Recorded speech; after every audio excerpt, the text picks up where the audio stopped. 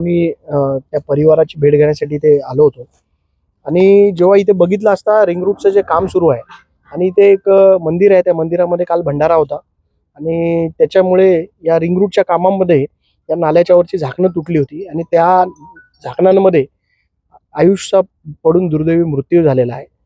मला प्रशासनाला एवढंच सांगायचं आहे की आज त्या एका मुलाचा मृत्यू झाला, अनेक बळी इथे जाऊ शकतात.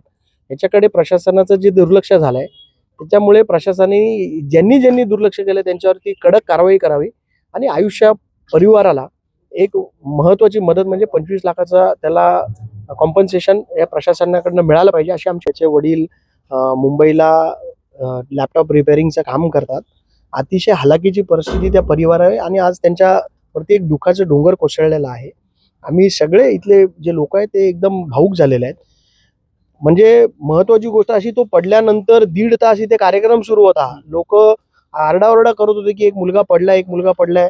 आमच्या या यश म्हणून एक मुलगा आहे वेदांत, त्यांनी त्याला उडी मारून त्या मुलाला त्याची बॉडी बाहेर काढली आणि महत्वाचं म्हणजे कोणी लक्षच देत नव्हतं. 1-1.5 तास तर फायर ब्रिगेडवाले पोहोचले नाही. अतिशय अक्षम्य चुका प्रशासनाकडनं झालेल्या आहेत आणि या प्रशासनाच्या चुका आहे त्यांच्याकडे दुर्लक्ष करता येणार नाही. कडक कारवाई व्हायला पाहिजे आणि या परिवाराला मोबदला आर्थिक मदत मिळाली पाहिजे असं आमची 9:45 वाजता तो पोरगा इथे जेवायला हात धुवायला आला, तो त्याच्यात पडला. तर तेव्हा फायर ब्रिगेड वाल्यांना फोन केला इथल्या अध्यक्षांनी आणि इथं कार्यक्रम चालू होता 2 तास, तरी ते लक्ष देत नव्हते. पण नंतर जेव्हा फायर ब्रिगेडची गाडी आली तरी पण फायर ब्रिगेड वाल्यांनी लक्ष दिलं नाही आणि ते आम्हाला पण उतरू देत नव्हते. ते बोलत आमच्याकडे आमचे इन्स्ट्रुमेंट नाही ना, ऑक्सिजन नाही, काय नाही, काहीच नाही.